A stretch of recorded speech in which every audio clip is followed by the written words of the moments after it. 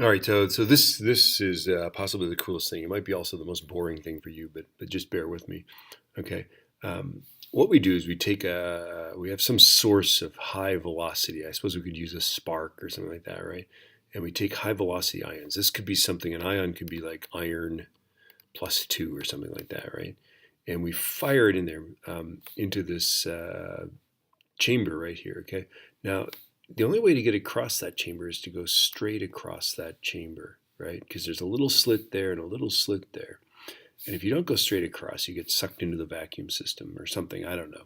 Okay. Or you get absorbed or something like that, right?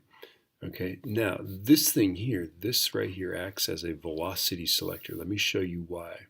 Because in order to go straight through there, you have to have, and I'll call this E and I'll call this B, right? It has to be that QVB, the magnetic force, has to equal the electric force. Okay, now the charge cancels out. So an iron +2 and an iron +3, one's ferric and one's ferrous. I just don't remember. But anyway, they're going to go through here with the same, it doesn't matter. The charge doesn't matter, as long as it does have charge. Okay, I suppose a neutron could go through there as well, right? Okay, but anyway,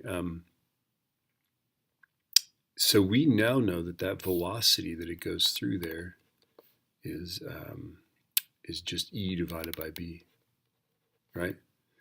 Okay. Now, check this region. We send it into this region where there's perhaps a smaller magnetic field, right? Okay. And then we have a photographic film, or we have a detector, maybe, right? These days. Detector. This might be. Did I spell detector right? I'm so spacey. Okay. Now we can measure its radius, right? We know that it's going to enter here. It's going to slam into the film there, right? So we can measure this distance. That'll be twice the radius. Cut it in half, and we'll have the radius of its curvature, right? And now we've got this other magnetic field here, right? So we know that QVB, and this is B prime, this other magnetic field that's out here, right, is going to be mv squared divided by that radius, right?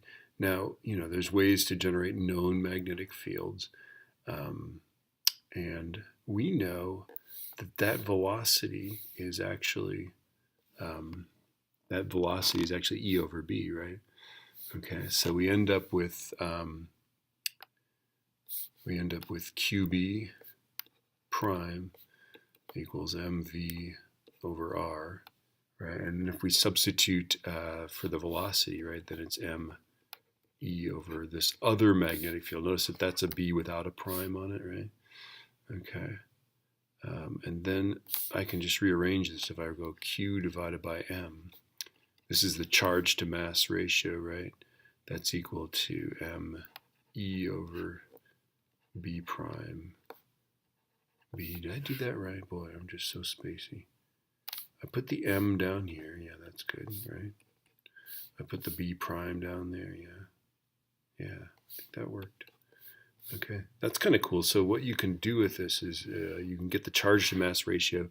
If you know the charge that it has, specifically you can get the mass of this. This is why it's called a mass spectrometer. This is a mass spec. Okay, this is how we get very, very accurate recordings of the masses of individual atoms. Okay, so this is the most fantastic thing, right? Yeah, there you go. So chemistry really pretty much owes it all to physics. I'm hoping George Pink is listening to this.